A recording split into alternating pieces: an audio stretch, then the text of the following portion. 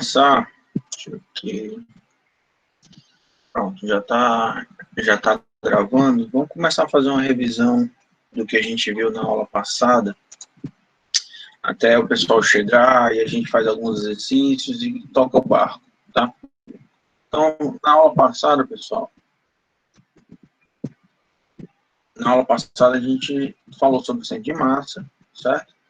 Mas também tratou sobre a parte de movimento circular, tá? Então, vamos supor que eu tenho aqui... Opa! Eu tenho primeiro mudado aqui. Vamos supor que eu tenho uma circunferência qualquer de raio R, tá? E que, nessa situação, deixa eu só botar a regra aqui para poder ficar bem igualzinho. Pronto. Vamos pegar aqui uma circunferência qualquer de raio R.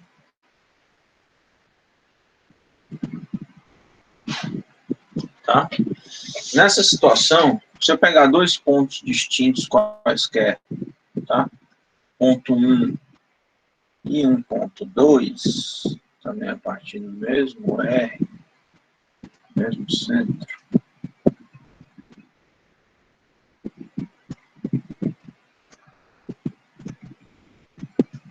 Dessa forma, tá? Se eu pegar dois pontos distintos ao longo de uma circunferência, eu estou delimitando um certo ângulo θ, e esse ângulo θ, desde o ponto 1 até o ponto 2, essa distância percorrida ao longo da circunferência, eu vou chamar de uma distância escalar qualquer S, tá? O que a gente definiu na aula passada é que esse ângulo corresponde à razão entre S e R. Ou seja, essa distância ao longo da circunferência dos pontos 1 e 2 pode ser simplesmente interpretada como sendo ângulo vezes o raio. Tá? Agora, se eu quiser relacionar as velocidades angulares, né? Se eu quiser relacionar a velocidade angular com essa velocidade linear, que é sempre tangente à circunferência, vamos fazer também aqui o desenho, tá? Se eu pegar aqui um ponto e traçar uma reta tangente à circunferência em cada um dos pontos. Nessa situação, aqui, tá? Eu vou ter as velocidades do ponto 1 e velocidade do ponto 2. Nessas velocidades escalares, certo? Isso aqui são grandezas, velocidade é uma grandeza vetorial, tá? Então, eu posso encontrar uma relação entre a velocidade angular e a velocidade linear, pegando essa expressão que eu determinei aqui, que é a relação entre distância, ângulo e raio, e dividir toda essa expressão dividido pelo tempo, tá? Na hora que eu dividir distância pelo tempo, eu vou encontrar a velocidade, ângulo pelo tempo, eu vou encontrar a velocidade angular e o raio, né, vai estar aqui na minha equação. Então, dessa forma, eu tenho uma relação entre velocidade linear e velocidade angular, certo? Que nesse determinado instante eu tenho uma velocidade angular ω1 e aqui nesse determinado instante eu tenho uma velocidade angular ω2, certo? Como a gente discutiu na aula passada, essas velocidades angulares, elas são também vetores, certo? São vetores que estão fora do plano, desse plano da circunferência, tá? Na verdade, seria um vetor apontando para fora do plano dessa imagem, tá bom? Ok. Dessa forma, a gente pode definir também a velocidade angular como sendo a razão entre um ângulo varrido em um determinado intervalo de tempo, tá? Se eu tenho uma volta, uma circunferência completa, né? Se eu percorro uma circunferência completa para uma volta, eu posso atribuir que essa velocidade angular pode ser calculado como sendo 2π sobre 2π, que é justamente o ângulo varrido ao completar uma volta, dividido pelo período, ou velocidade angular é igual a 2π vezes a frequência, tá? Então, cabe aqui... Opa, peraí, deixa eu só fazer de outra cor, só para mencionar, tá? Então, aqui é o período, e aqui é a frequência.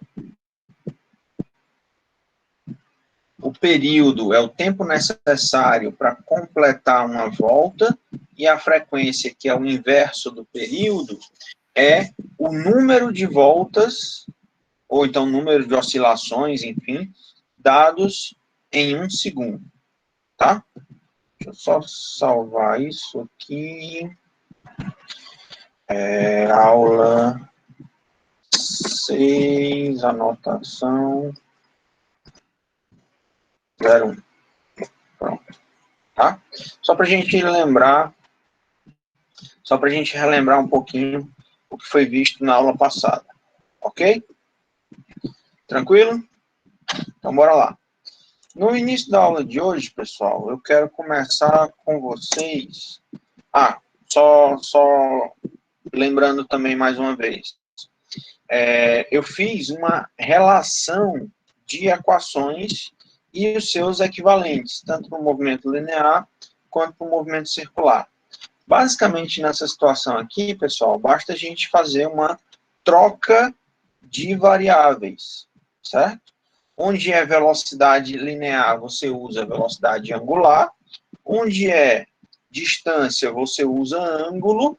E onde é aceleração linear, você usa aceleração angular, tá? Só para mencionar, porque eu esqueci de comentar isso, a aceleração.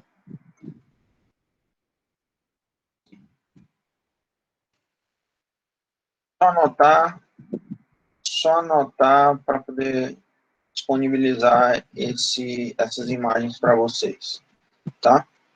A aceleração angular vai ser uma relação, vai ser uma alfa, tá? Que ele se relaciona sendo a variação da velocidade angular dividido pelo tempo, por um certo intervalo de tempo, ok? Bom, eu tinha pedido para vocês, também tem um outro tipo de aceleração, que é, deixa eu fazer assim, não vai, não tem nada não. Aceleração centrípeta. Eu só mencionei com vocês que essa aceleração centrípeta é calculado como sendo velocidade ao quadrado dividido pelo raio. E aí eu pergunto, quem conseguiu encontrar como é que é feito essa demonstração de aceleração centrípeta? Vocês procuraram? Não, tá ótimo, né? Bom, eu já fiz essa demonstração, tá numa imagenzinha dessa, depois eu jogo lá no Moodle para quem tiver curiosidade. Beleza? Só salvar aqui. Vamos fazer alguns exercícios, certo?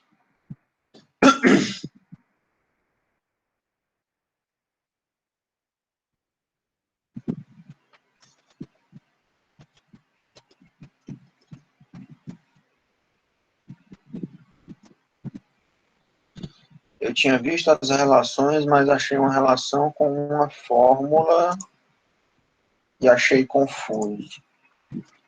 Tá, Alan. Vamos fazer então. Deixa eu só fazer o seguinte.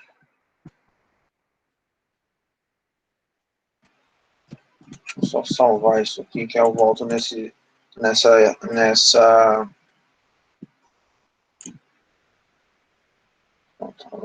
Ok. Vamos demonstrar como é que a gente obtém essa relação entre... Como é que a gente chega nessa equação de aceleração centrípeta, tá? Vamos diminuir só um pouquinho isso aqui. Então, assim tá bom.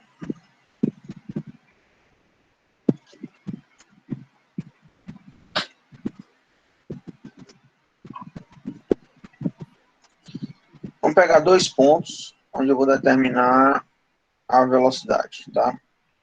Vamos pegar ponto 1 e vamos pegar um certo ponto 2, de modo que eu possa determinar o ponto 1 e para o ponto 2 os vetores de velocidade, que é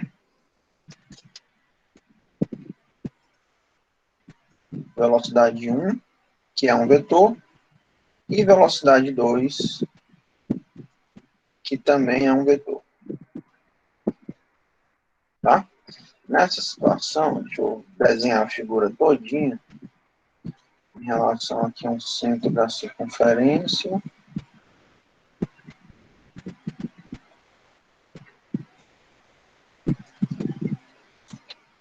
Essa demonstração aqui, pessoal, ela consiste em a gente trabalhar da seguinte forma.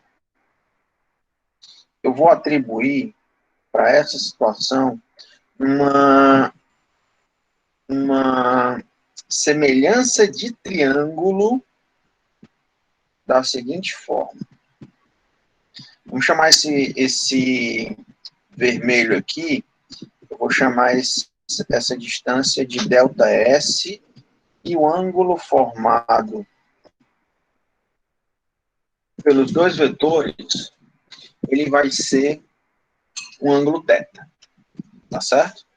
Agora, verifica aqui o seguinte, se eu olhar agora somente para a diferença vetorial, tá? Acompanha aqui comigo o que eu vou fazer. Eu quero determinar a diferença vetorial entre os vetores de velocidade. Velocidade 2 menos velocidade 1. Tá certo? Ah, tá. E nessa situação, isso aqui equivale, né, ao raio R, que é o raio da circunferência. Ok. Tá? Agora eu quero, para essa situação, determinar a diferença vetorial ΔV. E eu vou encontrar um triângulo também, tá? Onde eu posso fazer uma relação entre, eu posso chegar numa semelhança de triângulo que eu quero mostrar para vocês. É assim que a gente demonstra a equação da aceleração centrípeta. Tá certo? Então vamos lá. A diferença vetorial dos vetores V1 e V2 vai ser o vetor 2 menos o vetor 1, certo? Mas vetorialmente, essa conta ela é feita com o vetor 2 mais o inverso do vetor 1, certo? É assim que a gente trabalha para fazer uma diferença vetorial, tá? Aqui eu estou só fazendo uma situação vetorial, tá? Então, o que eu vou fazer agora? Eu vou repetir o vetor 2, né? Vamos botar ele aqui na mesma angulação. Opa! Vou botar ele aqui na mesma angulação para poder desenhar o meu triângulo. Este é o V2 e vamos botar aqui na mesma angulação. O legal desse programinha é esse, né? Que a gente pode brincar com esses ângulos. Vai ficar um pouquinho... Não tem nada não. Tá, deixa eu refazer. Só um minutinho, tá? Vou precisar de um pouquinho mais de espaço.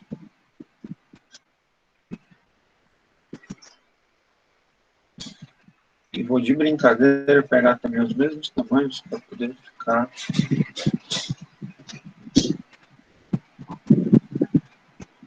Esse é o V2. E esse bem aqui é o V1. Tá? Só que eu quero, na verdade, o que eu quero é o inverso do V1. Tá? Então, esse vetor é o V1, esse vetor é o V2, e esse vetor é o inverso do V1, ou seja, mesmo vetor, tem mesma direção, mesmo sentido, e apenas o sentido, mesma direção, mesmo módulo e sentido contrário. Tá? Então, esse vetor é o inverso de V1. A diferença vetorial entre os vetores V2 e V1 vai ser esse tamanho aqui, que este vetor, V2 menos V1, esse vetor aqui é o meu ΔV, tá? E nessa situação, este ângulo, ele também é um ângulo θ, tá? Este ângulo também é um ângulo θ.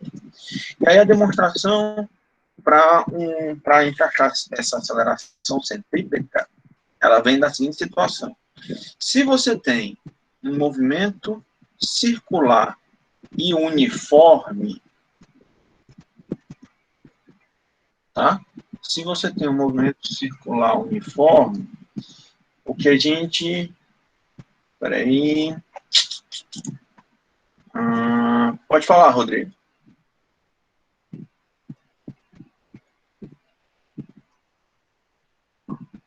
Rodrigo?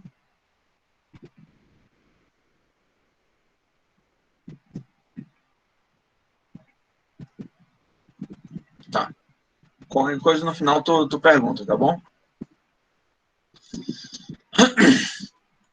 Tá. Então, se você tem um movimento circular uniforme, essas velocidades se mantêm. A velocidade angular é constante e as velocidades vetoriais são iguais. Então, eu posso fazer que a velocidade 2 é igual à velocidade 1. Então, fazendo a semelhança de triângulo, a gente vai levar em consideração que ΔS está para o raio, assim como ΔV está para V. Certo? Então, é a partir dessa semelhança de triângulo... não, foi aqui não. Tá. A partir dessa semelhança de triângulo que a gente vai chegar na equação que a gente quer. Certo?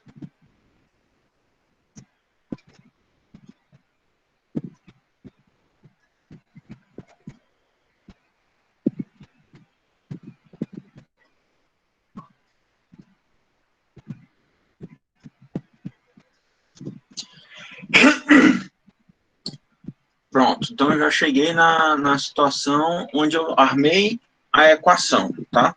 Agora eu quero demonstrar que a aceleração centrípeta é a velocidade ao quadrado dividido pelo raio. Ok, vamos ver o que a gente pode sair agora dessa relação de semelhança de triângulo, que é como a gente vai armar essa situação, para chegar na equação da aceleração. Bom, aqui eu tenho que, de alguma forma, organizar essa minha equação, tá? E a gente pode brincar aqui com algumas situações. Vamos ver aqui o seguinte, o que eu posso substituir agora?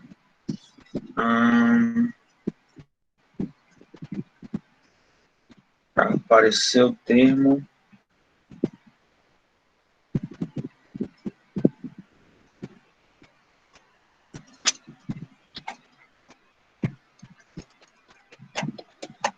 Tá, deixa eu só ver aqui uma coisa, pessoal. Rapidinho. Eu sei armar a equação, mas agora faltou o ponto que eu quero, que é justamente a partir daí, como é que eu vou... Deixa eu só relembrar aqui, só um minuto. Eu já salvei isso em algum canto. Ah, tá aqui. Só um segundinho, só para relembrar aqui. Isolo delta V. Aqui, a mesma equação, a mesma situação que a gente tinha demonstrado, né? Certo, isolo delta V. Faz a substituição de V. Tá certo.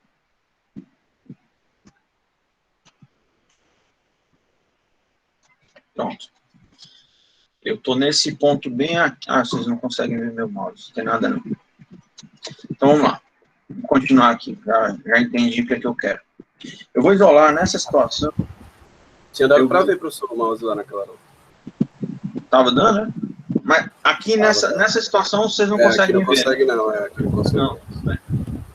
Se eu isolar o ΔV aqui, tá? Nessa equação de cima, ele vai ser ΔS vezes V dividido pelo raio. Tá?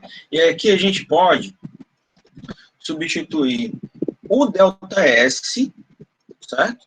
Que eu tenho, você tem que fazer de outra cor, só para ficar claro.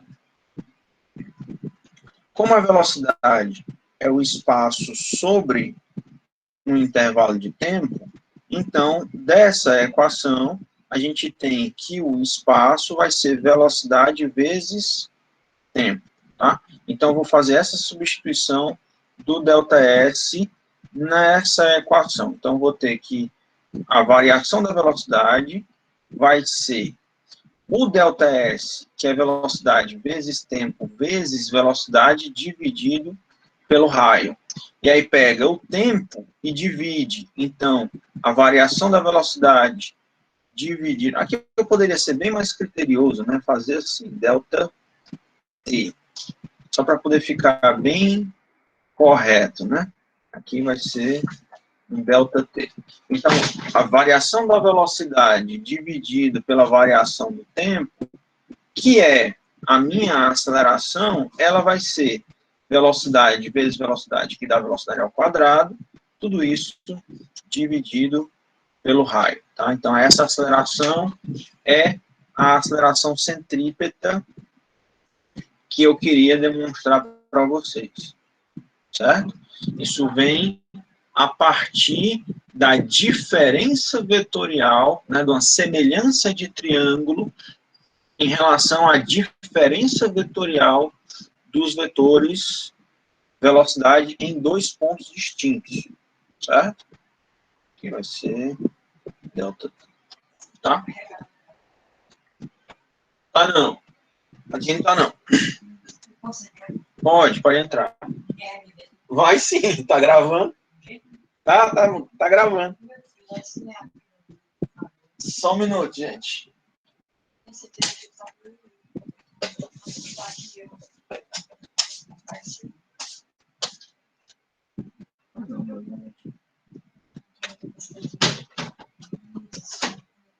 Depois eu procuro.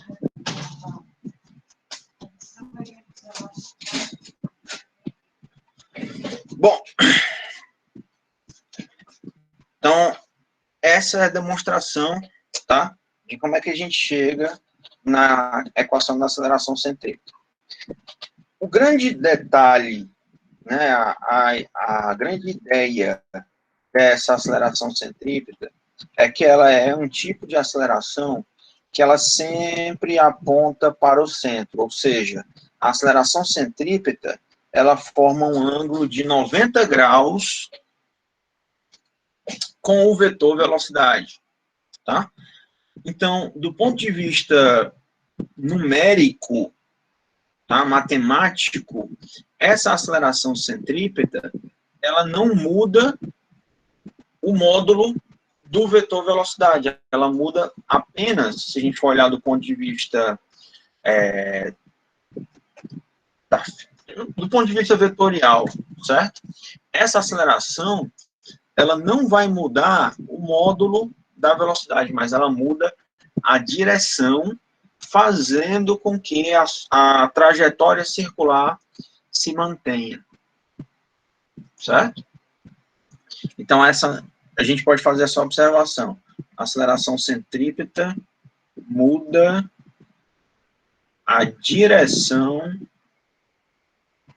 do movimento, mantendo ele em um movimento circular, tá? Na hora que você quiser aumentar ou diminuir essa velocidade, você tem que atribuir uma velocidade, uma aceleração angular, ou então, né, eu vou aumentar aqui, se eu quiser aumentar essa velocidade, eu vou colocar uma aceleração angular, ou então uma aceleração tangencial, certo? Que é também tangente à trajetória, tá certo? Eu vou apagar isso aqui só para deixar salvo essa situação para vocês, ok? Bom, vamos voltar agora. Eu quero fazer um exercício com vocês antes da gente passar para frente, tá? Continuar o conteúdo da aula de hoje. Então, a situação que a gente tem é o seguinte: o comprimento da banda de rodagem, que é a circunferência externa de um pneu de uma bicicleta, é de 2 metros. Qual é o número de voltas dadas por essa bicicleta quando ela percorrer uma distância de 6 quilômetros? Então, eu quero saber o número N de voltas quando eu percorrer uma distância ΔX de 6 quilômetros, levando em consideração que essa minha circunferência, ela tem um certo perímetro, né, que eu vou chamar aqui é um comprimento que eu vou chamar de L, tá? Então, esse número de voltas vai ser a distância total percorrida dividido pela banda de rodagem, pela circunferência externa desse pneu, certo? Então, aqui simplesmente vai ser 6 quilômetros, são 6.000 metros, dividido por 2 metros, então essa bicicleta, o pneu dessa bicicleta, deu 3.000 voltas. Ah, professor, eu posso fazer isso por regra de 3? Pode. Seria uma volta corresponde a 2 metros, 6 quilômetros corresponde a N. Tá? Você vai chegar na mesma situação, certo? Mas não acostumem, certo? Não tentem levar tudo a fazer por regra de 3, que não necessariamente as coisas são sempre lineares dessa forma. Tá bom? A letra B pergunta o seguinte: alguém quer comentar alguma coisa?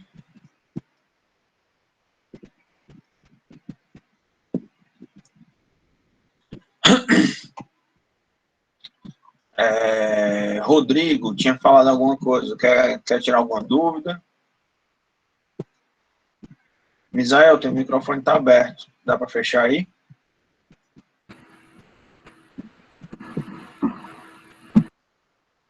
Beleza, valeu.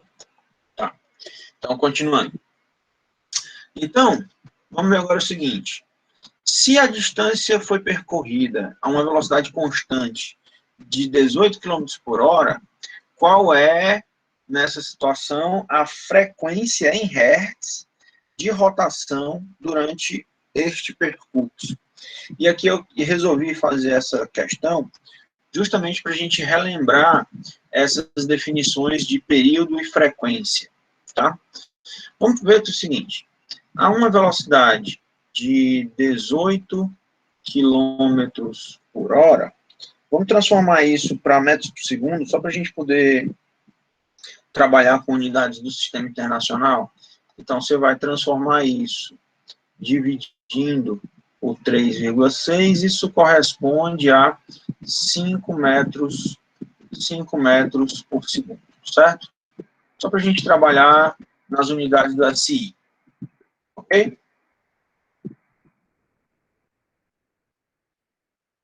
Agora, eu tenho o seguinte, eu quero calcular a frequência.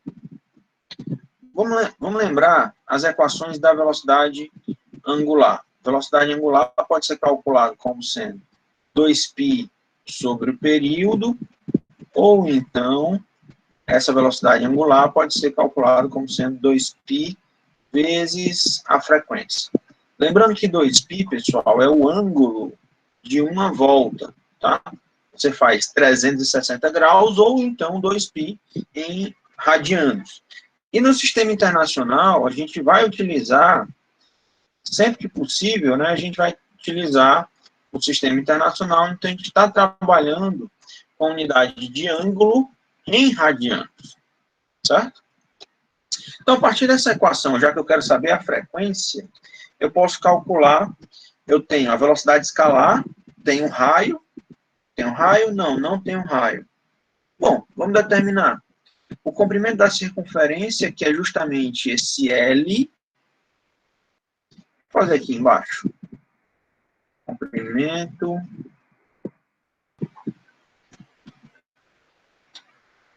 da circunferência.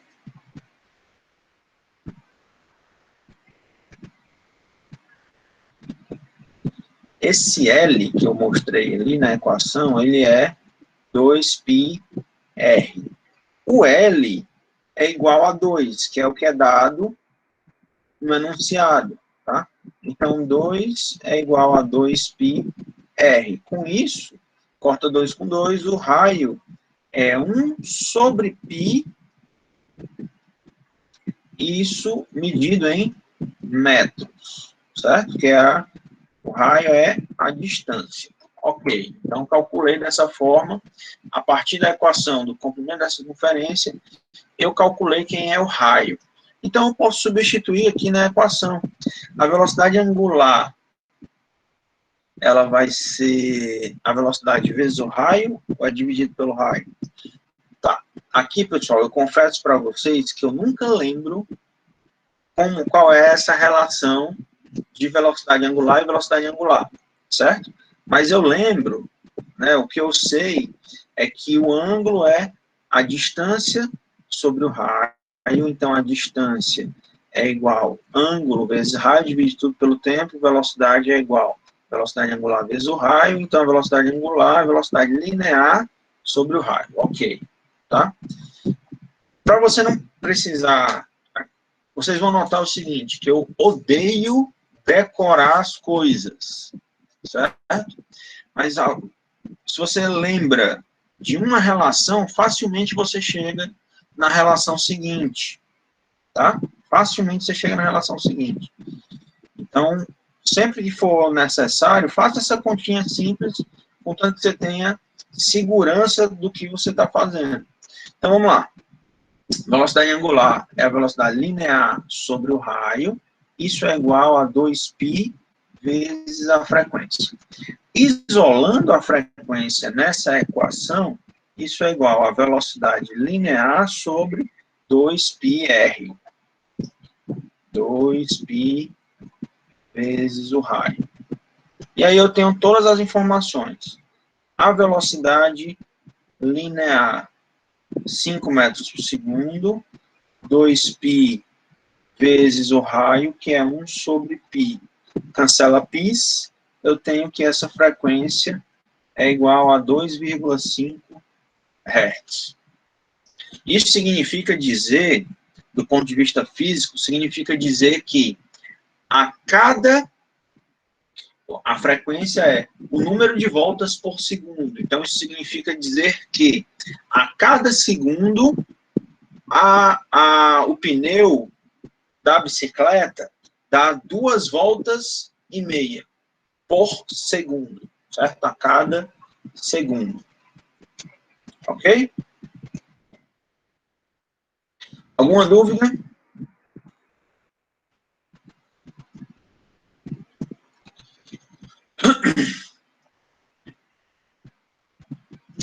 Beleza, vamos nessa, Alan. Continuar. Então, vamos lá.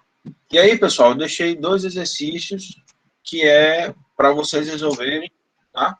Fiquem à Eu só vontade. salvou esse aí para suas anotações, que eu estava terminando de copiar ali. Vai deixar lá disponível?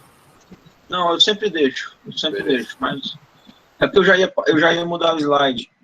Mas está aqui. Então, beleza, eu anoto lá na aula.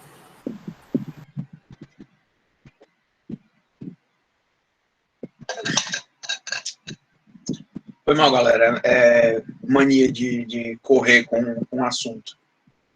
E hoje, especialmente, que tem matéria pra caramba, tá?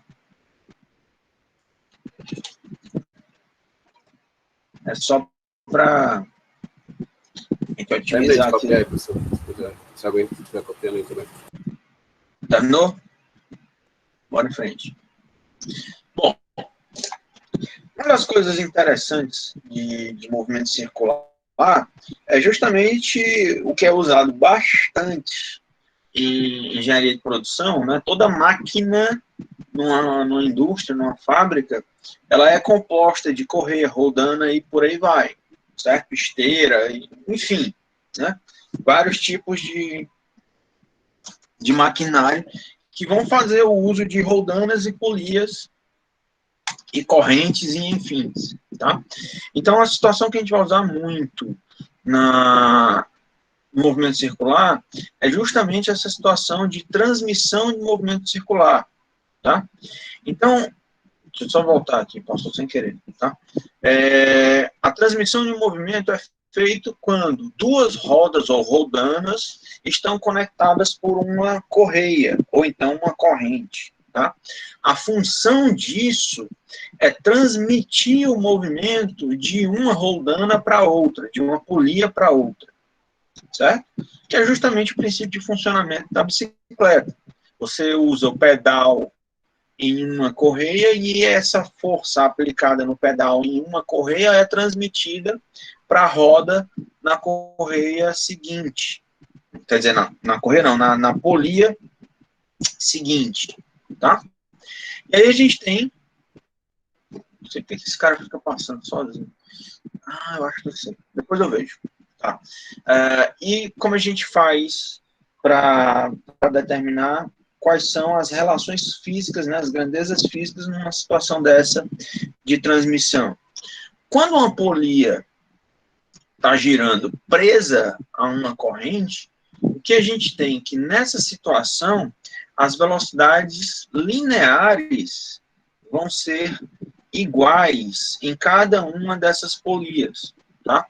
Eu vou ter uma polia maior, que eu estou dizendo que ela tem um raio R1, uma polia menor, que tem um raio R2. Pelo fato de elas estarem ligadas a uma corrente, a velocidade linear V2 é igual à velocidade linear V1, tá? Então, necessariamente, o que vai acontecer? Pelo fato dos raios serem diferentes, essas velocidades angulares também vão ser diferentes, certo? Então, o que ocorre? Como eu tenho que o raio 1, dessa segunda equação aqui, ó, a gente está demonstrando essa situação aqui, eu estou fazendo a demonstração dela, tá? Aqui, tá só trocado aqui, só um minutinho. É só o R1 e o R2 que estão trocados, foi mal. Caramba. Pode falar. Quando você fala linear, são os trechos retos, né? Oi? Quando você fala a velocidade linear, é só nesse trecho reto da corrente, né? Não, é qualquer ponto tangente à circunferência. Tá, tem que ser tangente à circunferência. Eu sim, entendi. Na verdade, são os pontos, é a linha tangente as duas circunferências. Tá cortando um pouquinho, cara. Tem como tu repetir? Então quer dizer que é a linha que é tangente às duas circunferências. Deixa eu desenhar os vetores para ver se fica um pouquinho mais claro. Tá? Aqui eu tenho a velocidade V1, aqui eu tenho a velocidade V1, aqui eu tenho a velocidade V1. Tá? Então, cada ponto tangente, né, em cada ponto tangente, eu vou ter a mesma velocidade linear. Que, na verdade, é a própria velocidade da corrente, né? A velocidade da corrente é a mesma em todos os pontos, porque essa corrente ela é fixa. Certo? E aí o que a gente tem aqui, as velocidades lineares são iguais, tá? O raio 1 é menor do que o raio 2, então isso faz com que a velocidade angular 1 tem que ser maior do que a velocidade angular 2. Quando você está pedalando na bicicleta, não é polia, como é o nome? A catraca? Catraca, exatamente, a catraca. Quando você está pedalando uma bicicleta, a catraca que está presa no pedal, ela é maior do que a catraca que está presa no pneu. Que a coroa. Enfim. Aqui eu tenho, isso aqui é uma catraca, certo? E aqui atrás é chamado de Coroa. coroa. Ok. Cara, faz anos que eu não sei o que é andar de bicicleta, então perdoa aí, tá? Então vamos lá. Se a catraca tem um raio maior do que a coroa, você vai pedalar menos, né? Você tem que rotacionar o pedal menos para conseguir uma velocidade angular maior. Certo? Isso vai fazer com que o pneu rotacione, né, você consiga desenvolver uma velocidade considerável. E em relação às grandezas de período e frequência, o que vai ocorrer é que eu ainda posso substituir a equação da velocidade angular aqui, né? Oi? Tá investida, a catraca é de trás, a coroa é da frente. Polia 1 e polia 2, cara, tanto faz. Fisicamente, isso não tem tanta importância, tá? Aqui eu posso chamar de 1 e 2, simplesmente. Mas o que eu quero mostrar para vocês é o seguinte, se a gente substituir ainda a equação da velocidade angular aqui, por 2π vezes a frequência, eu ainda consigo determinar uma relação entre as frequências, entre as polias 1 e 2. Ou seja, a frequência da polia 1 vai ser maior do que o da polia 2. Ou seja, ela vai rodar mais rápido em função em relação a que tem o raio maior. Tá? E como eu tenho uma relação entre período e frequência, onde a frequência é calculada como sendo o inverso do período, o que ocorre para a frequência vai ser o contrário para o período. Tá? Se eu tenho a maior frequência, eu vou ter o menor período, e se eu, para a polia 1, certo? E para a polia 2, se eu tenho a maior frequência, se eu tenho a menor frequência, isso indica que eu tenho também o maior período, tá? Justamente porque essa relação inversa entre frequência e período. Ok? Agora a gente ainda pode fazer essa transmissão de movimento circular numa situação de um mesmo eixo estar conectado a uma roldana, né, de um raio maior. Nessa situação aqui, eu tenho um raio maior em relação a um eixo que tem um raio menor. Vou chamar aqui de R1 e aqui de R2.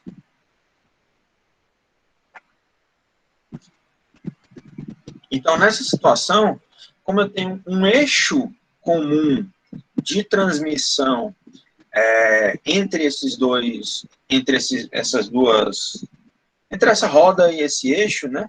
O que ocorre é que nessa situação eles possuem a mesma velocidade angular. A velocidade angular de 1 é igual à velocidade angular de 2.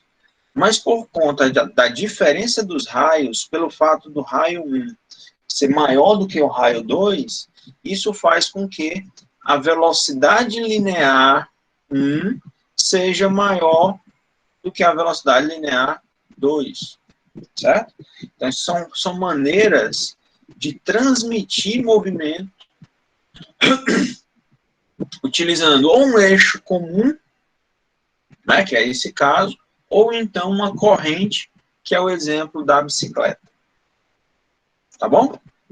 Bora ver um exemplo. Bora ver um exemplo.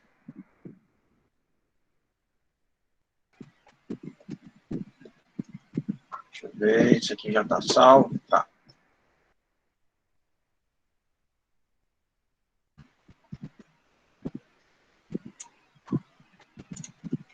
Pronto. Então, na situação esquematizada na figura, eu tenho duas polias A e B, que estão acopladas por uma correia inextensível, ou seja, ela não se estica.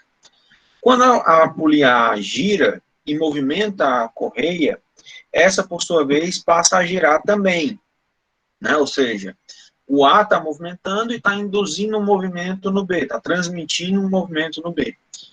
Supondo que não haja escorregamento entre as duas correias e as polias, e supondo que A execute 60 RPM, calcule a frequência de rotação da polia B. Beleza. Vamos lá. Eu queria chegar nesse ponto justamente para a gente trabalhar com essa unidade de velocidade.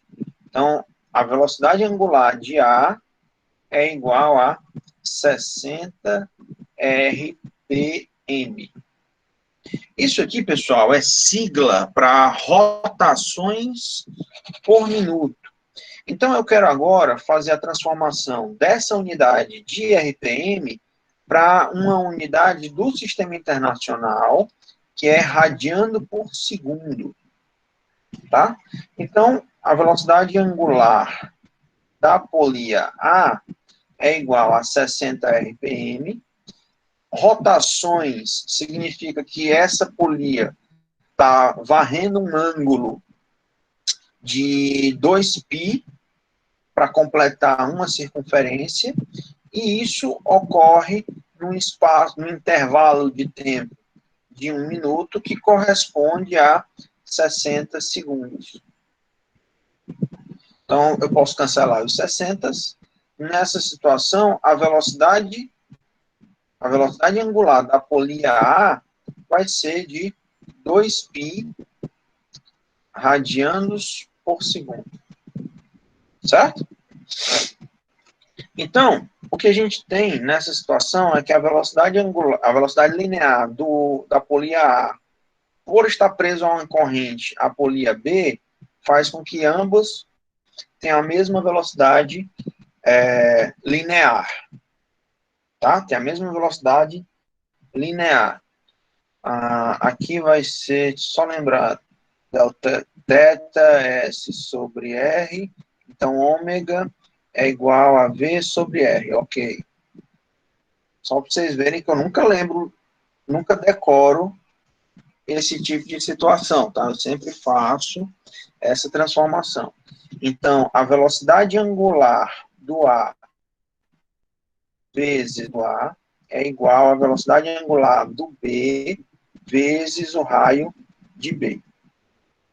Tá? E aí eu posso ainda substituir, já que ele está tratando de frequência, tá? Eu vou substituir a velocidade angular, que aqui é 2π vezes a frequência do A vezes o raio do A. Não, se bem que aqui... Tá, eu não vou fazer isso para o A, não, vou fazer só para o B, porque para o A eu sei quem é esse valor. Tá, então vamos fazer só para o B. Aqui vai ser 2π, substituir logo os valores, né?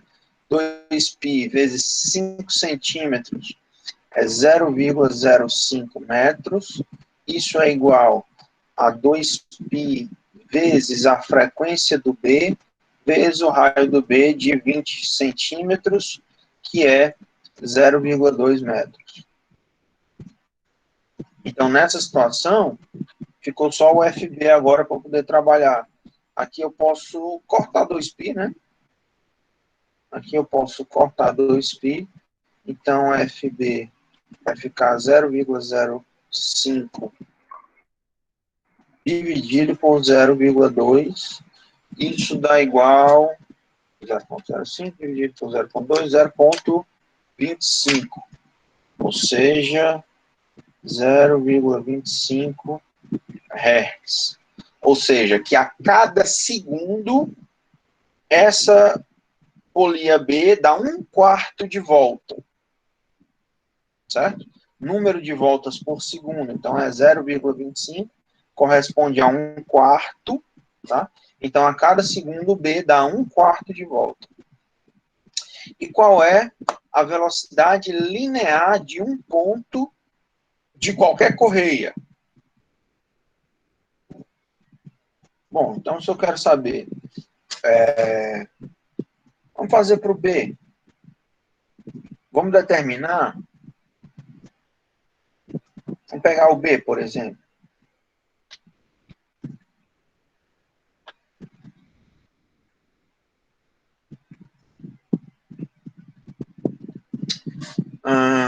Se eu tenho dessa mesma equação FA vezes RA é igual a FB vezes RB, aqui eu também posso encontrar quem é a frequência do A, que é 0,25, que é o FB, vezes 0,2, tudo isso dividido por 0,05, e aí eu encontro quem é a frequência do A. Frequência do A, 0,25 vezes 0,2, dividido por 0,05. A frequência do A é de 1 Hz, ou seja, a cada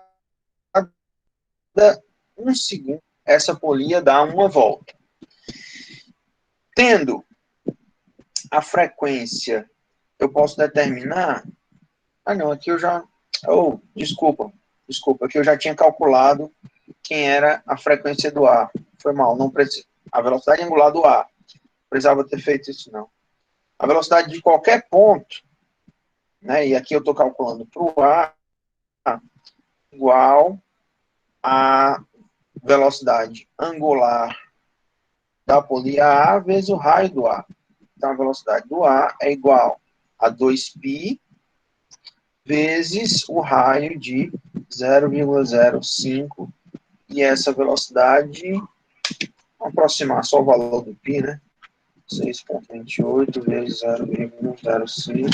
Aqui eu tenho uma velocidade de 0,31 metros por segundo. Ok? E aqui, né, só para fazer essa observação, eu quis fazer essa questão para mostrar como é que a gente faz essa mudança, né, essa troca de variáveis de RPM para radiano por segundo. Como é rotação por minuto, cada rotação equivale a um ângulo de 2π e 1 minuto são 60 segundos. Tá certo? Bora em frente. A aceleração centrípeta, como é mencionado antes, né, ela faz com que haja uma mudança na direção do vetor velocidade para manter essa trajetória circular, tá?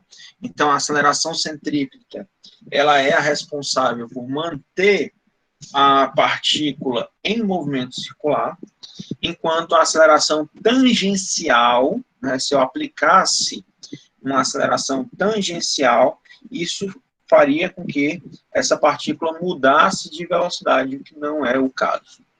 Tá? E a gente já demonstrou como é que a gente chega nessa equação. Tá?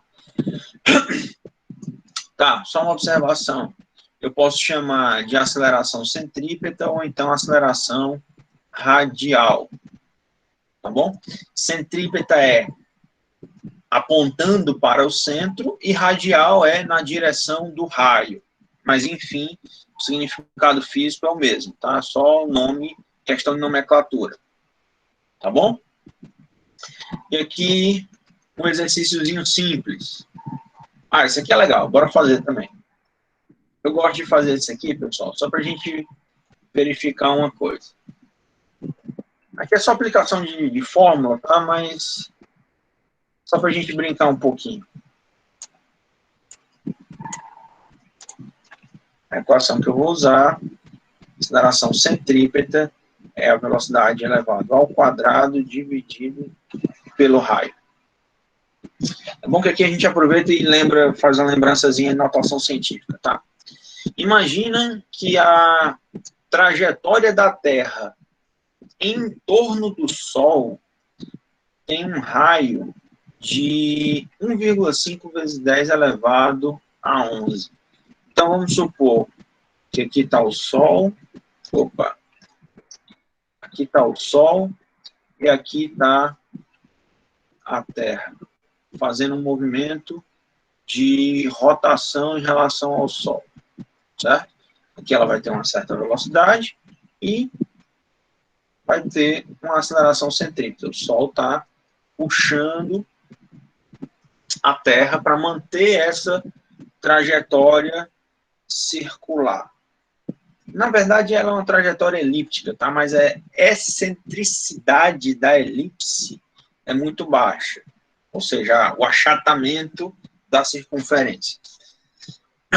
Bom, vamos lá.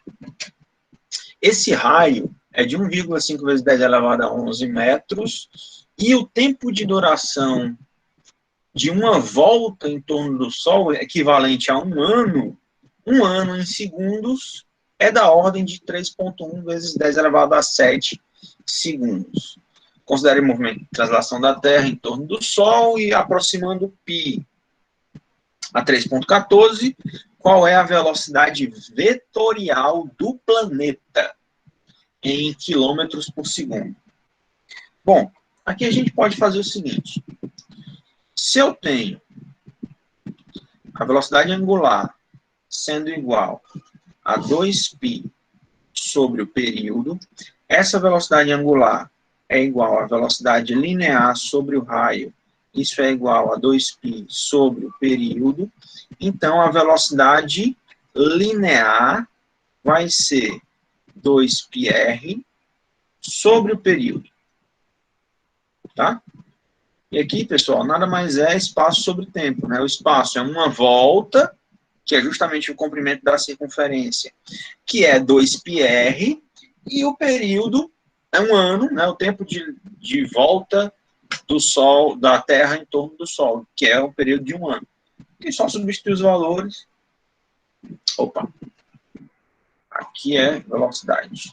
Velocidade é 2π, que multiplica o raio de 1,5 vezes 10 elevado a 11, mas ele quer em quilômetros. Então, eu vou pegar esse 11 e vou separar. 11 corresponde a 8 mais 3.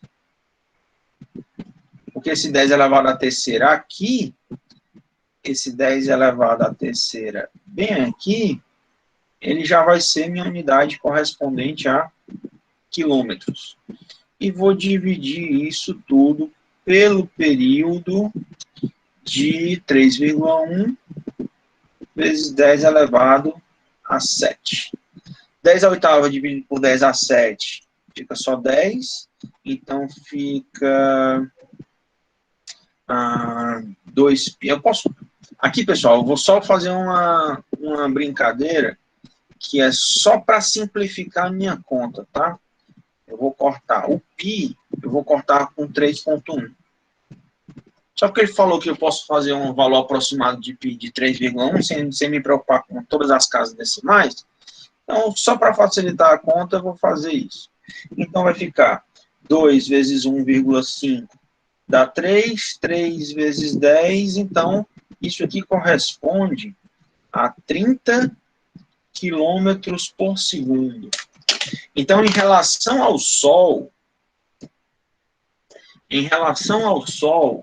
a gente está a cada segundo se movimentando 30 quilômetros, o que é bastante, né? Professor, como foi que o senhor transformou metro em quilômetro? Pronto. Ele pede, deixa eu fazer aqui, deixa eu colocar isso aqui de vermelho, só para destacar. Ele quer em É só porque quilômetro por segundo. Oi? a minha dúvida é porque o raio está em metro, né? Certo. Vamos lá. Aí, beleza.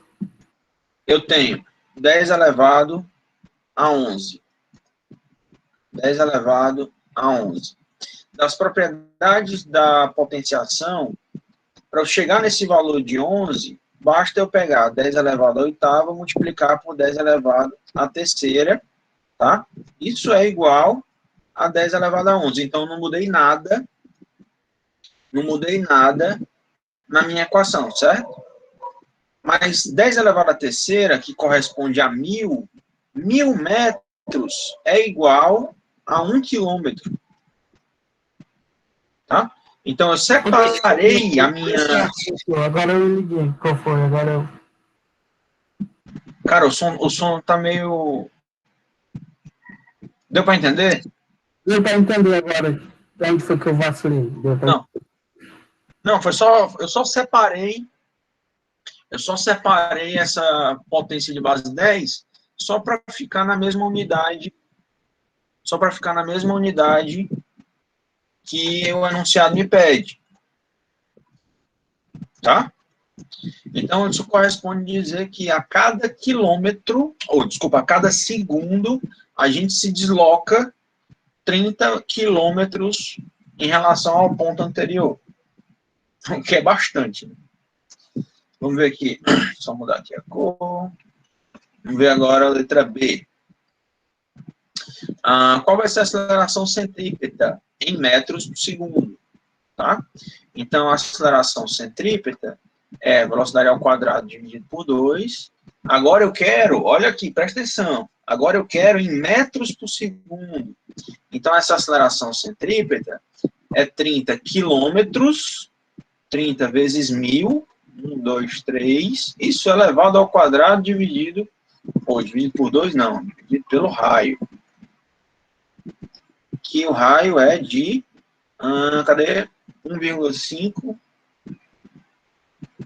vezes 10 elevado a 11. Então, lá em cima, 3 vezes 10 a quarta. Vou fazer isso em notação científica, tá? A aceleração centrípeta é 3 vezes 10 elevado a quarta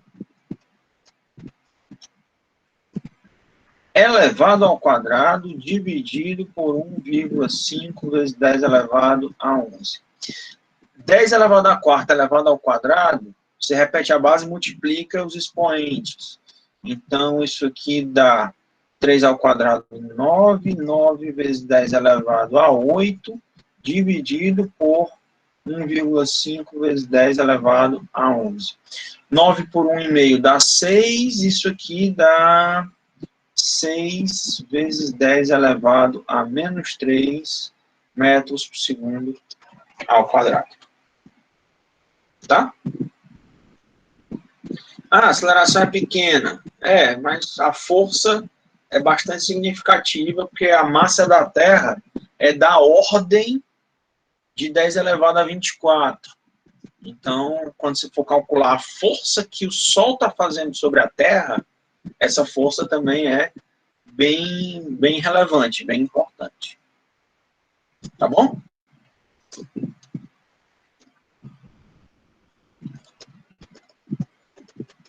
Cadê? O que eu quero?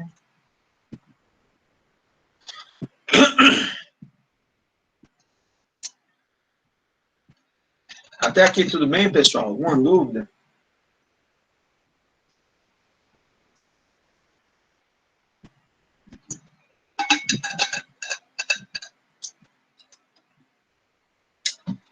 Beleza, bora em frente. Tranquilo, professor. Pessoal, essa distância que a gente tem de estar trabalhando de forma online, ela às vezes é um pouquinho complicada, que eu não vejo a reação de vocês, tá? Então, na menor dúvida, me avisa, que é para vocês não terminarem a aula com dúvidas, certo? Por favor, conto com a colaboração de vocês. Bora começar uns assuntos agora bem mais interessantes, né? Até agora está muito simples, vamos deixar as coisas um pouquinho mais interessantes.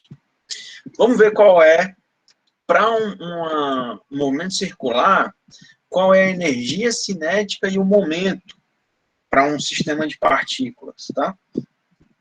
Então, imagina agora a seguinte situação. Tu tem, em rotação, tu tem um sistema com N partículas.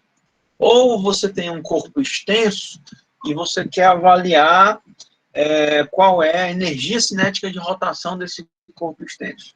Então, você vai considerar que cada conjunto pequeno de partículas que compõem o teu corpo extenso pode ser interpretado como sendo uma partícula diferente, tá? Então, por isso que a gente diz que eu tenho uma situação de N partículas. Eu tenho um sistema formado por um número muito grande de partículas. Nessa situação, a energia cinética total do teu sistema de partículas vai ser simplesmente o somatório da energia cinética de cada partícula individual. Como tu tem um número N muito grande, você vai fazer um somatório de N. Desculpa, aqui é. Foi mal. Aqui eu errei só uma coisa. Aqui você vai fazer um somatório de I igual a 1 até N. Ou seja, você vai somar para cada partícula do teu sistema, a gente vai contar a energia cinética daquela partícula, e para determinar a energia cinética total, a gente vai somar isso todo mundo. Beleza. Mas como a velocidade linear é igual à velocidade angular vezes o raio, eu vou substituir isso na equação. E a gente vai chegar na seguinte situação. A energia cinética total é igual ao somatório da metade da massa vezes a velocidade angular vezes o raio, tudo isso elevado ao quadrado. Se tu tens a mesma situação da transmissão por eixo, tá? Imagina o seguinte, se tu tem aqui um sistema de partículas, tá? Um monte de partículazinha aqui dentro. E todas essas partículas compõem um corpo extenso que está rotacionando em relação a um certo eixo.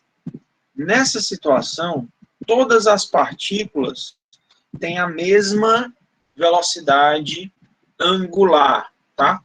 E isso ocorre justamente, se a gente pode verificar isso na equação, justamente porque essa velocidade angular, ela não tem índice, não tem o I na equação, ou seja, todas as partículas têm a mesma velocidade angular, tá certo?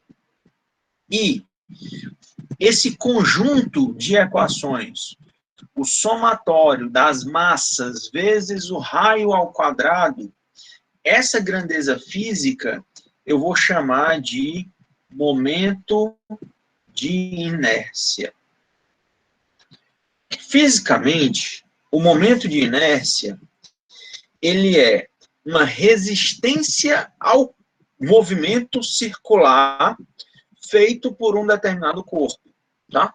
Imagina o seguinte, lembra lá da primeira lei de Newton? Um corpo que está parado tem a tendência a permanecer parado, a não ser que uma força seja aplicada sobre ele.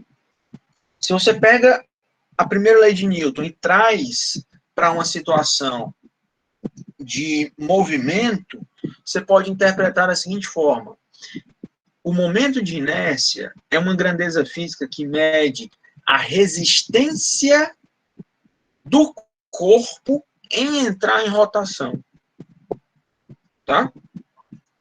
De modo mais claro, você tem, dependendo do tipo, dependendo da geometria do problema, é mais fácil rotacionar um objeto em relação a um determinado eixo do que outro. Certo? E isso é o que está sendo medido por esse momento de inércia.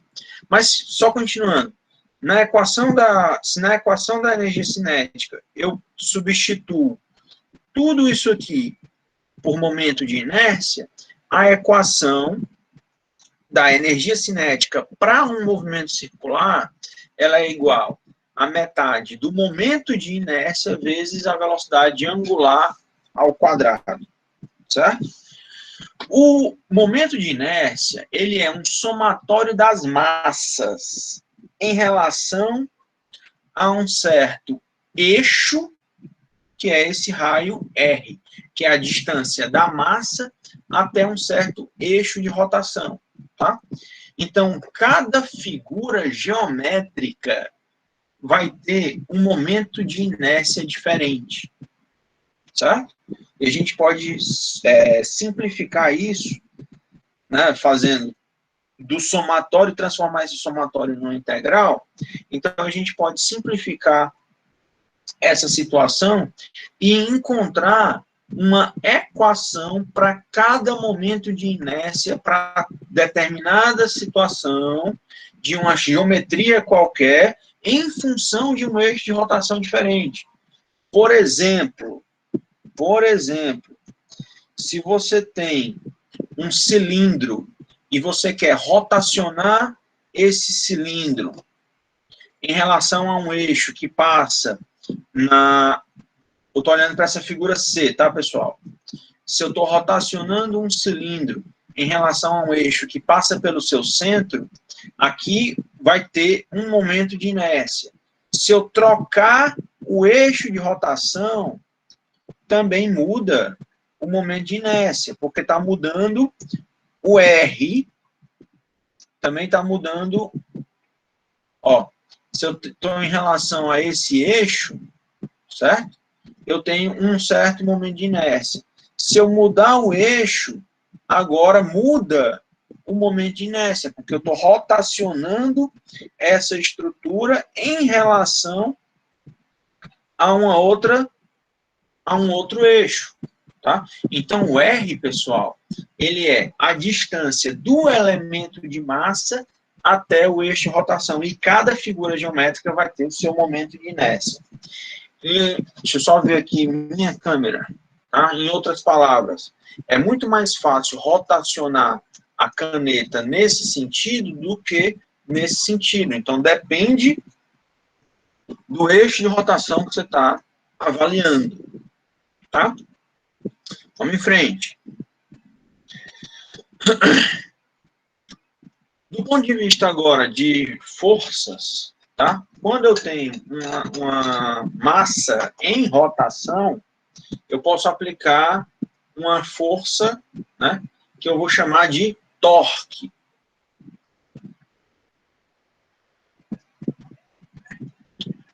E aqui, só para ficar claro, na física, tá? Na física, a gente costuma chamar essa grandeza de torque. Só que eu já vi livros na engenharia que chama essa grandeza de momento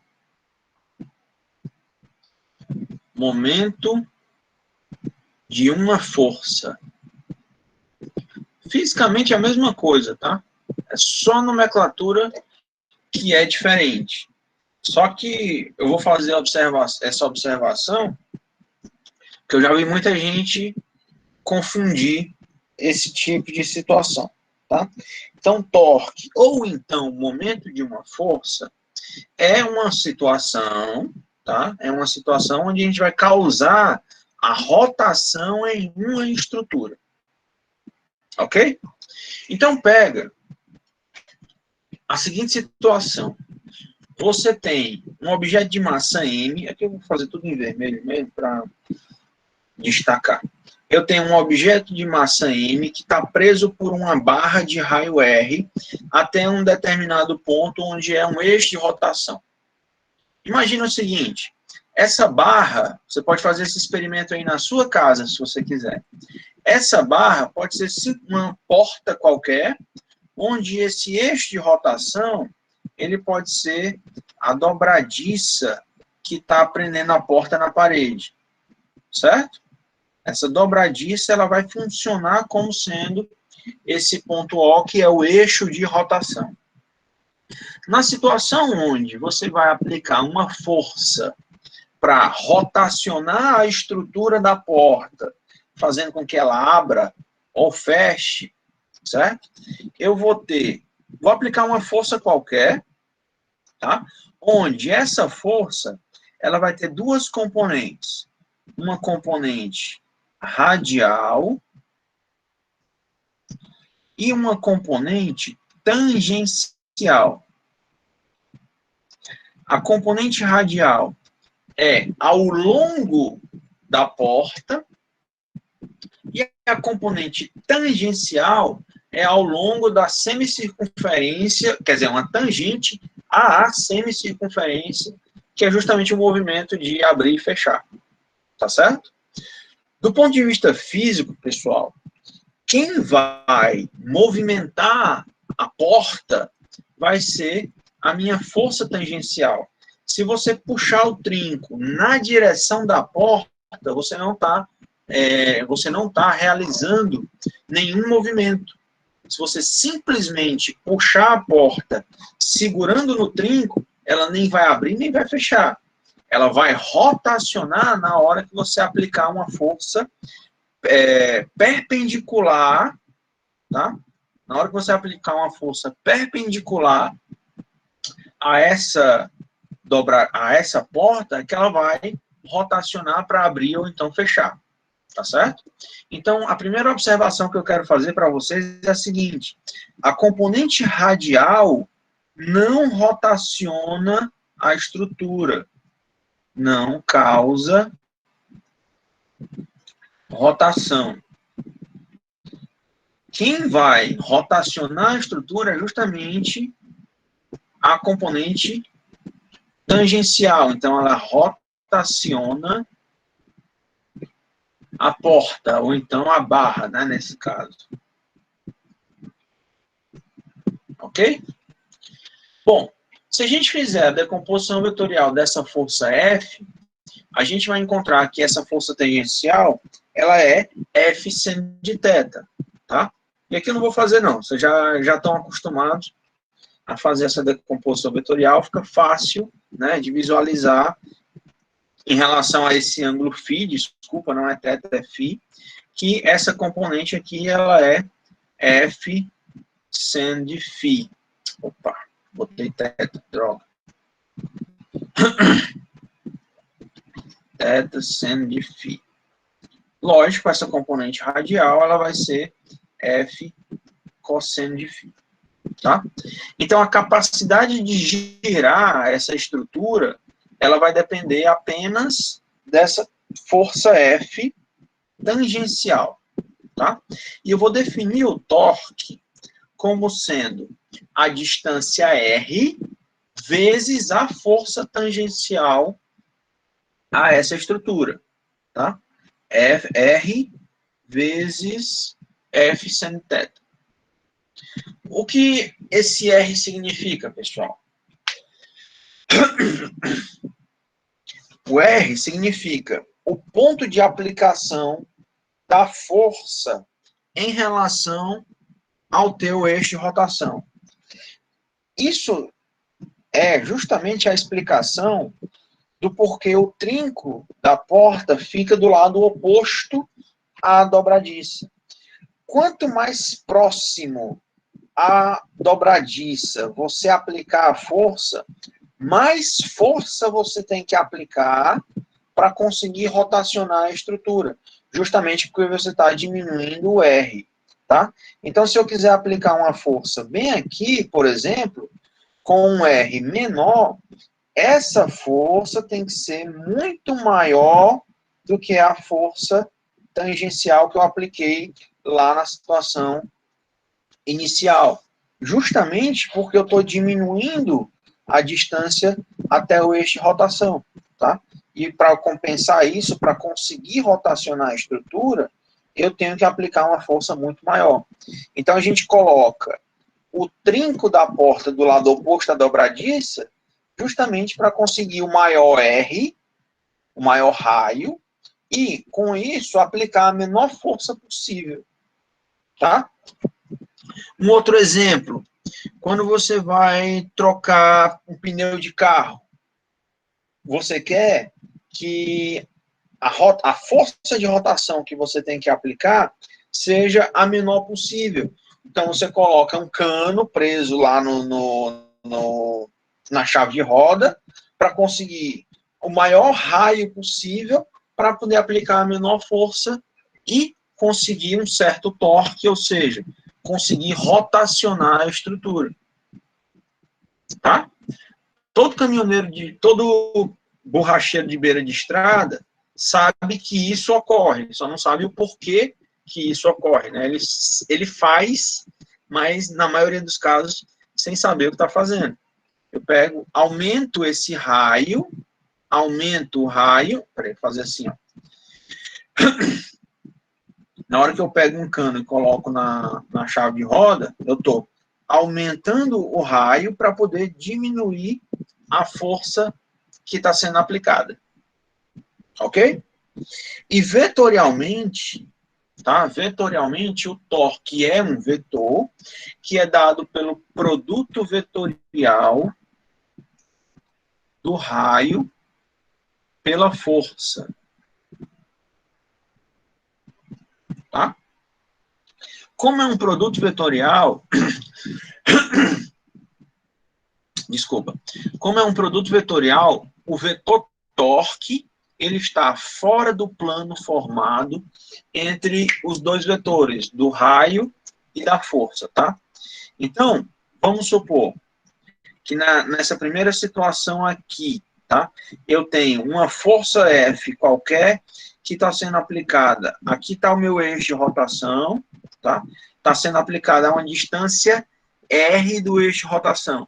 Então, com isso, o vetor torque é um vetor que está fora do plano formado pelos vetores R e F. Ou seja, o vetor torque ele vai estar saindo do plano XY. Então, o torque ele está apontando na direção do eixo Z. Certo? Existe uma regra mnemônica, pessoal, só para a gente lembrar facilmente como é que a gente determina esse torque. Tá? Você vai apontar, é chamado de regra da mão direita. Tá? Então, sempre com sua mão direita, você vai apontar os seus dedos na direção do raio e vai rotacionar no menor ângulo, rotacionar até o vetor F. Tá? Dessa forma, o seu dedão vai apontar na direção do torque. Então, conforme está na figura, eu tenho o raio apontando numa certa direção, eu vou rotacionar até o vetor F e o meu dedão está apontando na direção do vetor torque. Tá? Bom, o torque, ele pode ser calculado, tá aqui o torque, ele pode ser calculado como sendo R vezes a força tangencial, ou simplesmente F seno de φ, tá? Mas, ao invés de decompor a força, eu posso decompor o raio, tá? Isso aqui é interessante. E é isso que eu quero mostrar para vocês, o que é essa parte aqui de linha de ação de força. Se ao invés de decompor a força, eu posso simplesmente decompor o raio. Então, eu vou chegar com duas componentes do vetor raio, uma componente perpendicular à força, tá? E uma outra componente qualquer que não me interessa no momento. Mas, nessa situação, por que eu posso usar, voltando aqui, por que eu posso usar uma linha de ação da força? Vamos lá. Aqui eu tenho que explicar para vocês o princípio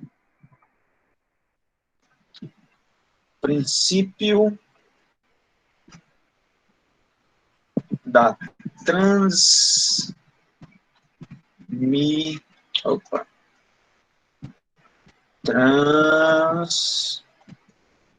tem hora que a letra fica feia.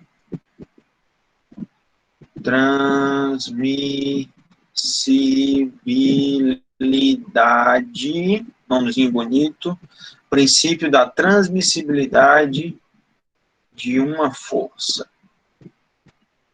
Esse nome bonito todinho, pessoal, é só para dizer o seguinte: do ponto de vista físico, tá? Do ponto de vista físico, imagina que você tem um certo bloco de massa M. Do ponto de vista físico, tanto faz você puxar esse bloco, quanto empurrar esse bloco. Fisicamente, essas situações são idênticas, contanto que as forças sejam iguais. E, óbvio, é o mesmo bloco e tem massas iguais, contanto que essas forças sejam iguais, fisicamente é a mesma coisa. Então, tanto faz você puxar quanto empurrar. Então, dessa forma, a gente pode atribuir que eu posso tratar a minha força como sendo um vetor deslizante ao longo de uma linha de força. Tá? Linha de ação da força. Contanto que você mantenha o vetor ao longo dessa linha de ação da força, tanto faz, do ponto de vista físico, se você está puxando ou empurrando. Tá? O efeito sofrido sobre esse bloco de massa M vai ser o mesmo. Tá? Porque essa força ela está atuando ao longo da mesma linha de ação.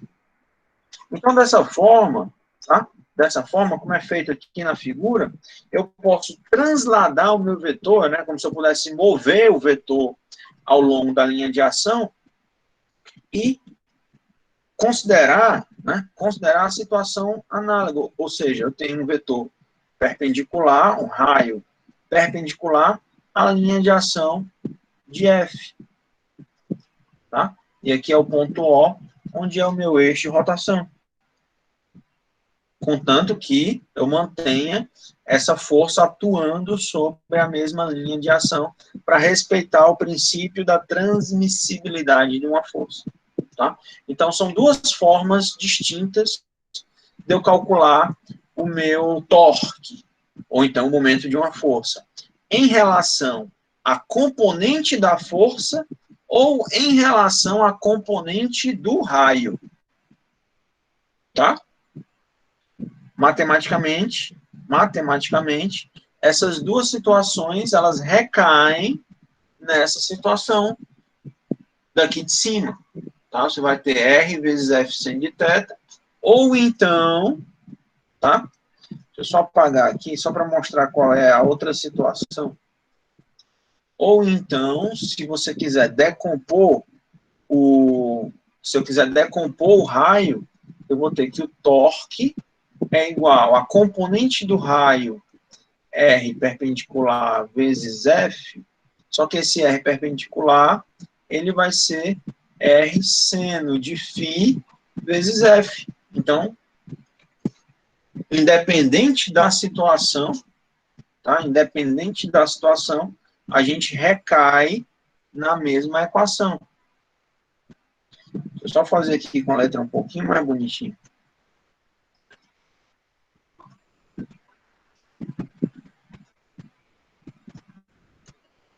Tá bom? E aí, a gente está quase finalizando, tá? Aguenta só mais um pouquinho.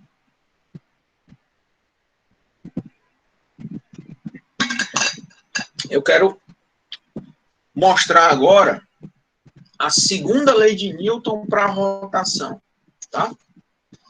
Então, vamos fazer algumas substituições. A segunda lei de Newton, força é igual a massa vezes aceleração. Porém, no movimento circular, a componente da força que realiza a rotação é a componente tangencial, tá? Então, vamos colocar aqui, igual a outra figura, tá? Vamos colocar aqui uma barra, onde possui uma massa M que está rotacionando em relação a um certo eixo. Uma determinada força, tem hora que eu desenho um pouco ruim. Só um pouquinho de paciência, tá, pessoal?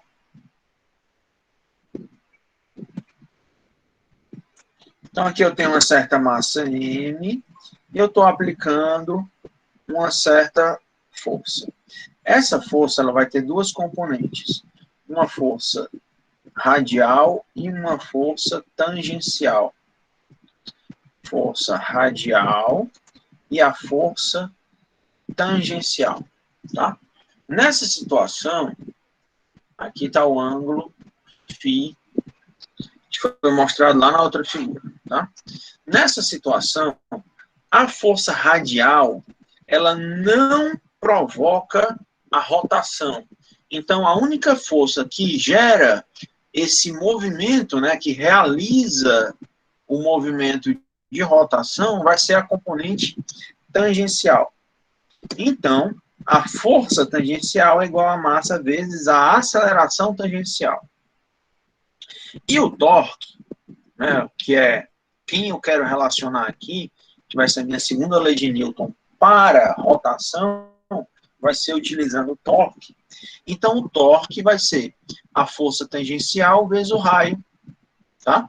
Substitui a força da segunda lei de Newton, vai ter que o torque é a massa vezes a aceleração tangencial vezes o raio, que é a distância do eixo de rotação até o ponto de aplicação da força. Só que a aceleração tangencial pode ser substituída, tá, pela aceleração angular. Então, a aceleração tangencial é igual à aceleração angular vezes o raio, certo? Aqui eu tenho aceleração angular.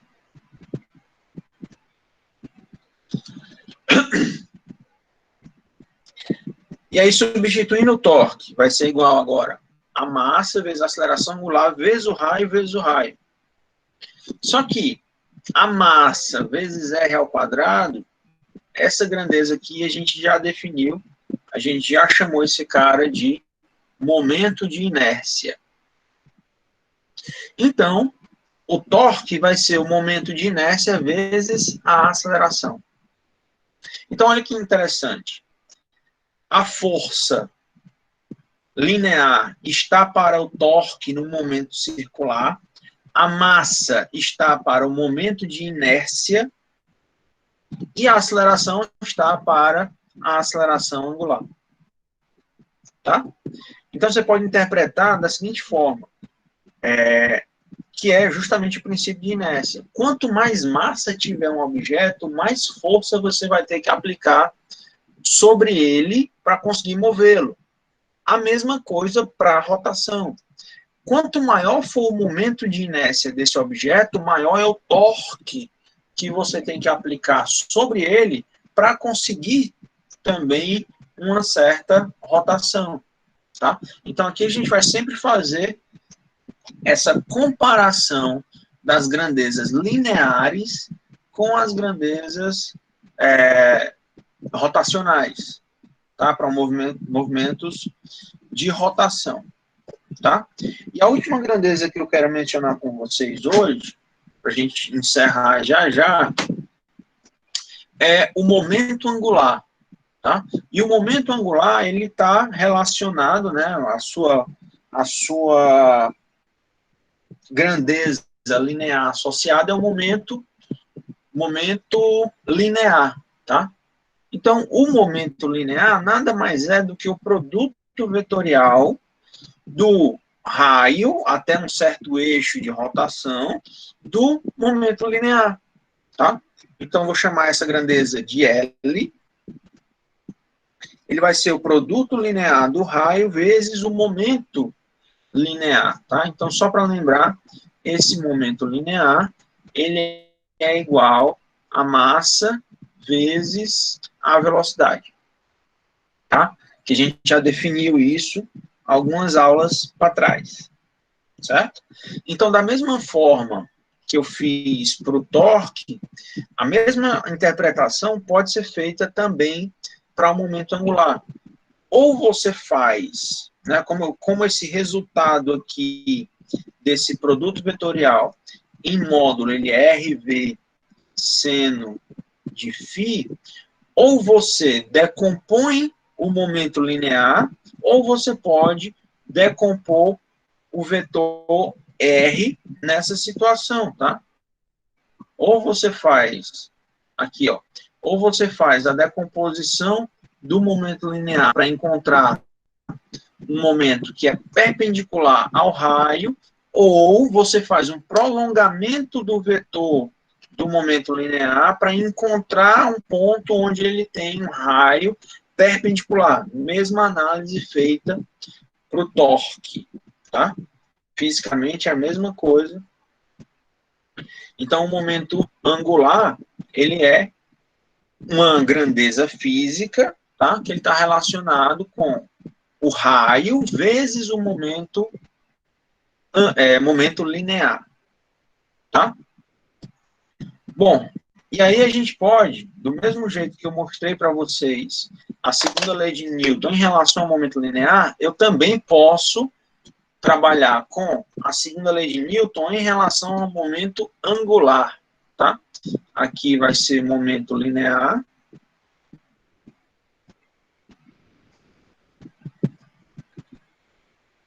E aqui vai ser o momento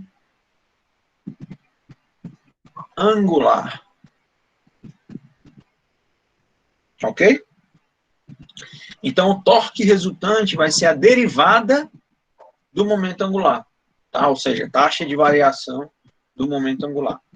Agora, isso vale, né, essa situação, ela vale para uma partícula qualquer. Se você quiser aplicar isso para um sistema de partículas, tá? É só fazer a soma, o somatório individual de cada momento linear. Desculpa. Cada momento angular, né, para poder obter o torque resultante, né, para um objeto de um sistema de partículas ou então um corpo extenso. Vamos passar aqui. Eu quero mostrar para vocês, pessoal, que eu quero chegar aqui no final, momento linear no corpo rígido. Essa parte aqui eu vou deixar para vocês darem uma olhada, porque eu quero chegar na situação que eu quero é essa tabela, tá? Nessa tabela, que é o motivo da aula de hoje, é a gente fazer essa comparação, tá?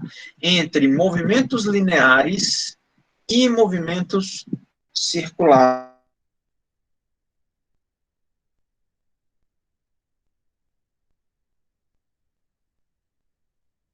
Em rotação vai ser um movimento circular ou então uma rotação qualquer, tá?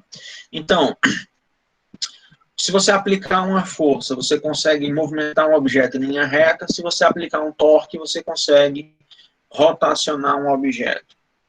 Se você multiplicar massa vezes velocidade, você obtém um movimento linear. Se eu pegar esse movimento linear e multiplicar vetorialmente pelo raio, que é a distância até um eixo de rotação, a gente vai obter um momento linear. Para um sistema de partículas, basta fazer o somatório, tá? E a segunda lei de Newton, né, isso aqui é importante, a segunda lei de Newton ela é dada pela derivada do momento linear total em função do tempo, enquanto a segunda lei de Newton, para uma rotação, ela vem da derivada do momento angular em função do tempo, tá? E esse momento angular, ele é calculado em função da grandeza do momento de inércia, tá? E esse momento de inércia, ele é mr ao quadrado.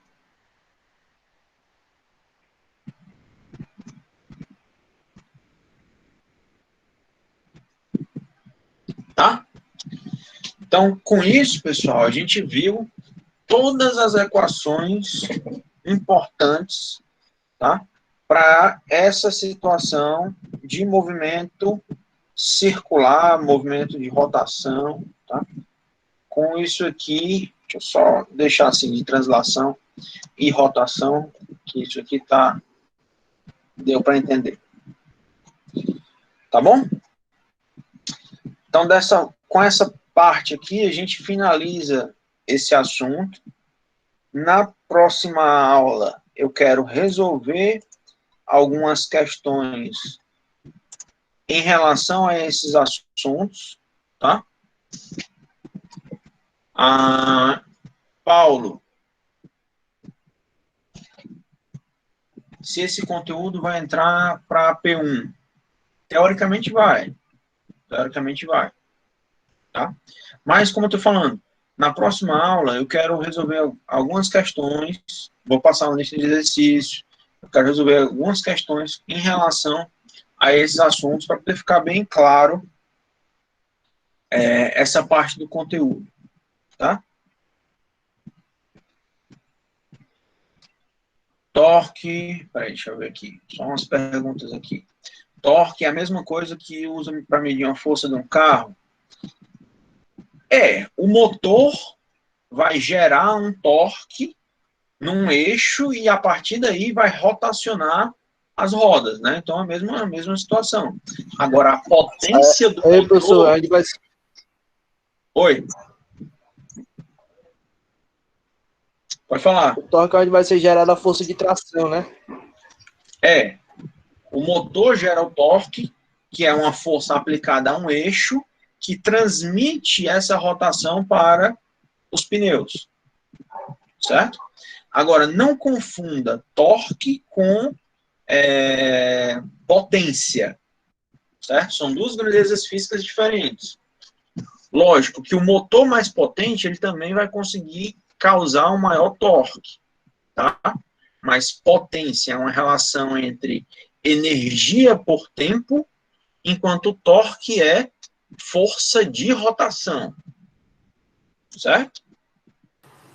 Só até porque A os potência motores geralmente... com a mesma potência, eles podem ter torque diferente, né? A gente tinha trabalho com manutenção na minha empresa, né? A gente tinha um motor que ele dava, numa ponte rolante, ele causava muito problema, tipo assim, de translação, e ninguém sabia o que era. Depois que a gente foi ver que a engenharia especificou esse motor errado, que o torque, apesar da potência ser a mesma, o torque dele era um pouco diferente do outro, aí causava esse problema. Pois é, são duas grandezas físicas diferentes. Né? O Alan disse assim, o conteúdo é ótimo, mas acaba confundindo, tem um monte de forma. É isso mesmo. Acontece, cara. Ainda mais porque eu terminei, de propósito, eu terminei correndo um pouquinho com essa aula. Tá? E vou explicar o porquê.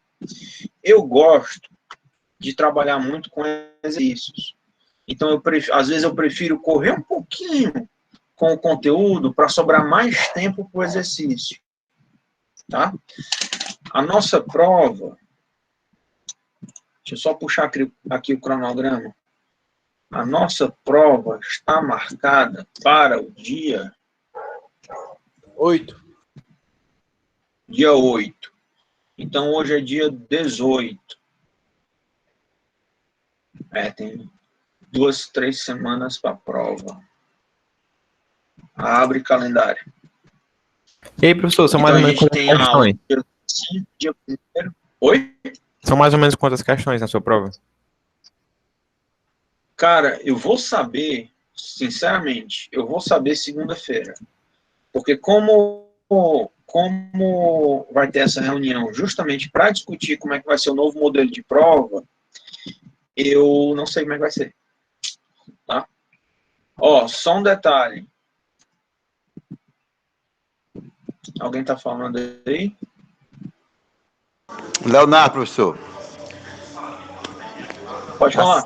Professor, assim, pegando pelo semestre passado, né? Mais ou menos assim, se for 10 questões, vai ser todas com cálculo, né? Porque assim, só para a gente saber se vai ter múltipla escolha ou vai ter que fazer os cálculos, como é que vai ser para enviar, não sei como é. O senhor já sabe alguma coisa? Tu sabe alguma coisa assim? Leonardo, então, isso vai ser discutido na reunião de segunda-feira. Independente disso, tá? Independente disso, o jeito que eu gosto de trabalhar, tá? Eu gosto que vocês apresentem os cálculos, tá? Independente, agora sim, eu tenho que ver como é que vai ser, se vai ser pelo Moodle, como é que vai ser, mas eu gostaria, né? Nem que isso me dê mais trabalho para correção, não me importo, eu gostaria de ver os cálculos, certo? Porque é nessa hora que eu vejo, consigo avaliar se vocês estão conseguindo entender ou não, tá? Na hora que você faz o cálculo, né, você vai fazer a interpretação do problema e vai conseguir equacionar o problema numa equação, tá? É aí onde eu sei onde vocês estão entendendo, o que vocês estão entendendo ou não. Tá certo? Pessoal, só um detalhe aqui, eu acabei de abrir o calendário, certo? A gente tem, antes da nossa prova, no dia 8, a gente tem feriado estadual, Carta Magna do Ceará, no dia 25, e feriado da Semana Santa no dia 1º. Para a gente ter prova no dia 8. Isso é outro assunto importante que eu tenho que tratar com vocês.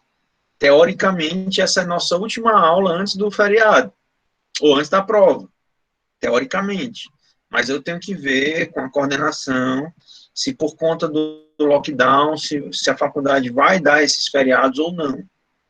Eu prefiro que não dê, para mim tanto faz. Eu já estou em casa há 1 ano. Feriado é a coisa mais irrelevante no meio dessa pandemia, né? Professor, desculpa interromper, mas é porque só para assim, só para entender e querer adiantar, porque ano passado tivemos a prova naquele modelo, mas a gente continua tendo aula. E aí, se for nesse formato, aí eu, assim, se tu não souber, né, aí já fica prestando atenção para informar a gente se nesse dia da prova vai ter aula, porque fica um negócio meio corrido, né? Não sei também tá tudo nublado, né? Ninguém sabe como é que vai ser, de que forma. Não, Né? Leonardo, não vai ter aula no dia das provas, vai ser só apenas provas. É só prova. Beleza. Não, é porque semestre passado foi diferente o formato e estava continuando tendo prova, né? Mas tudo bem. O que algumas orientações que já foram passadas, né, pelo menos o que eu conversei com os professores no grupo do WhatsApp, foi o seguinte: vai ter prova e os professores vão estar disponíveis, eu vou abrir o Meet, vou ficar conversando com vocês para tirar dúvida, né, para orientar como fazer a prova, eu vou estar aqui disponível. Certo? Acabou a água, hein? Acabou. Isso mesmo. Terá alguma aula extra por conta do feriado? Anderson, se for confirmado que não vai ter aula, eu marco uma aula no sábado e aviso para vocês no Moodle. Certo? Ou então, simplesmente a gente deixa o feriado para lá e dá aula do mesmo jeito. Não tem problema não. Certo? Porque... Mas pode dar aula no dia do feriado, pode não, professor? Deve estar combinando com a turma? A gente conversa. Tá? A gente conversa. Eu vou abrir um fórumzinho lá no Moodle e a gente vai acertando esses detalhes. Tá certo? E fiquem de olho no Moodle, tá? Porque quando terminar a reunião para falar das provas, eu quero fazer um resuminho e colocar lá para vocês, para todo mundo ficar ciente. Certo? De como vai ser. Eu sei que a Daniele vai explicar todo esse processo para cada um de vocês, mas eu explico do meu jeito, tá? Como é que eu quero proceder. Acho melhor você explicando mesmo, viu? Porque faz tempo que eu não sei quem é. Cara, não precisa esticar, não. É só uma frase que soltei assim, sem que. Não, mas você entende também. Você entende. Eu garanto que está todo mundo fazendo o melhor possível. Garanto. Ah, muito bem lembrado, Paulo Vinícius. Vamos fazer a chamada. A partir de agora, todos escrevam presente no chat. Não bota letra maiúscula, não bota exclamação, não bota nada, tá? Escreve só a palavra presente. E eu vou parar aqui a gravação.